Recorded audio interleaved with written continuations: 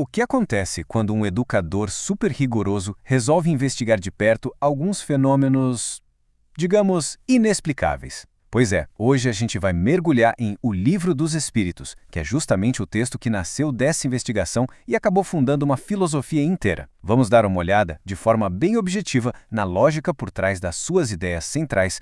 Pode parecer meio bizarro, mas a origem de toda essa história foi um fenômeno que virou uma febre na Europa e na América, lá por meados do século XIX. Objetos, principalmente mesas, simplesmente começavam a se mexer, a girar, a levantar do chão sem nenhuma causa física aparente. Claro que isso atiçou a curiosidade de todo mundo na época. Então, o que começou só como um movimento físico esquisito foi evoluindo bem rápido. Logo, as pancadas na madeira passaram a responder perguntas, sabe, dando a entender que tinha alguma inteligência por trás daquela força. Mas o ponto de virada mesmo foi quando um lápis amarrado numa cesta começou a escrever mensagens, frases completas e coerentes. Aí a coisa mudou de figura. Não era mais um caso de física, era preciso uma explicação totalmente nova. Para a gente entender bem essa filosofia, vamos seguir os passos dela. A gente começa pela origem do fenômeno, depois decodifica os 3 pilares que sustentam esse universo, dá uma espiada no mundo invisível que ele descreve, entende o motor da reencarnação e, por fim, vê qual é a lei moral que amarra tudo isso. E é exatamente aqui que entra em cena Hippolyte Léon Denisard Rivail, um educador francês muito respeitado, mais conhecido pelo pseudônimo Allan Kardec. Em vez de só ficar olhando o fenômeno acontecer, ele aplicou todo o seu rigor de pesquisador. Ele analisou e comparou milhares de comunicações para ver se por trás de tudo aquilo existia um sistema de pensamento, uma filosofia coerente. E para não ter confusão, o próprio Kardec criou um termo novo: espiritismo. É que assim, enquanto o espiritualismo é uma crença mais geral em algo além da matéria, o espiritismo tem um foco muito específico: o estudo da relação e da comunicação entre o nosso mundo, o mundo material, e os seres do mundo invisível. Agora a gente vai para o alicerce de toda a filosofia que o livro apresenta. Tudo, absolutamente tudo, se baseia na compreensão de 3 elementos primordiais. Juntos, eles formam a totalidade do universo. O primeiro pilar, e o mais fundamental, é Deus. Não é à toa que a primeira pergunta do livro é justamente: que é Deus? A resposta o define não como uma figura, mas como um princípio, a inteligência suprema, a origem de tudo, que possui todas as qualidades perfeitas no grau máximo. A visão sobre a matéria aqui é bem interessante. Ela não é vista como algo ruim ou oposto ao espírito. Muito pelo contrário, ela é a ferramenta essencial, o instrumento que o espírito precisa para agir, para aprender e, principalmente, para evoluir aqui no mundo visível. E, por fim, o terceiro pilar, o espírito.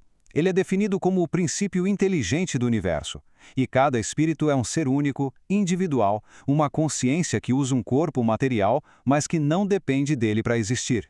Essa definição de alma acaba se posicionando de um jeito bem particular. Em oposição ao materialismo, ela afirma que a consciência continua existindo depois do corpo. E diferente do panteísmo, que é aquela ideia de que tudo se dissolve num todo universal, ela defende que cada espírito guarda a sua individualidade para sempre. Ok, com esses 3 pilares bem estabelecidos, a filosofia começa a descrever como seria o mundo invisível. E o ponto de partida é bem claro: os espíritos não são todos iguais. Eles existem em diferentes estágios de conhecimento e de moralidade. O livro organiza os espíritos numa espécie de escala de progresso. Lá na base estão os espíritos imperfeitos, que ainda são muito ligados às paixões materiais. Um pouco acima, os bons espíritos, onde o desejo de fazer o bem já é mais forte. E lá no topo, os espíritos puros, que teriam alcançado a perfeição. Mas, e aqui está o pulo do gato, essa hierarquia não é uma sentença final. Segundo a doutrina, não existem seres que foram criados bons ou maus. A ideia é que todos começam do mesmo ponto, como simples ignorantes, e a jornada de cada um é justamente escalar essa hierarquia pelo próprio esforço.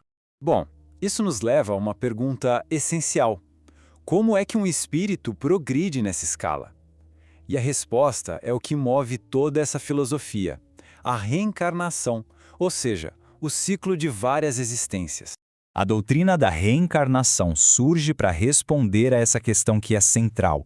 Se o objetivo final é a perfeição, qual é o sentido de mergulhar de novo e de novo na vida material, com todas as suas dificuldades e desafios? A resposta, segundo o livro, tem dois focos principais.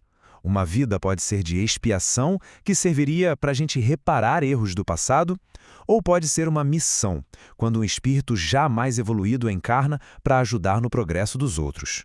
Mas, no fundo, o objetivo é sempre o mesmo: aprender. Então, com toda essa estrutura do universo montada, a filosofia se volta para a aplicação prática disso tudo. Se a vida é uma grande escola, qual seria a matéria? O que a gente precisa fazer para progredir? A moral ensinada pelos espíritos superiores, de acordo com o livro, se resume nessa máxima que é universal, né? Um eco da famosa regra de ouro que a gente encontra em tantas culturas e religiões. Ela seria a bússola para todas as nossas ações. Para conseguir trilhar esse caminho, a doutrina aponta os principais obstáculos internos. O egoísmo, o orgulho e a sensualidade exagerada são vistos como as paixões que nos amarram à natureza animal e que impedem a nossa elevação espiritual. Superar isso seria a grande tarefa. E é assim que tudo se amarra. O propósito da vida, segundo o Livro dos Espíritos, é bem claro. É a jornada individual de cada alma. Uma jornada de melhoria contínua, vida após vida, até o ponto de se atingir a perfeição. E, no fim das contas, a filosofia nos deixa com uma última reflexão. Se o universo é, de fato, essa cadeia imensa de evolução, que vai do átomo ao anjo, a grande questão que fica é: qual é exatamente o nosso elo? Onde nós nos encaixamos nessa corrente cósmica?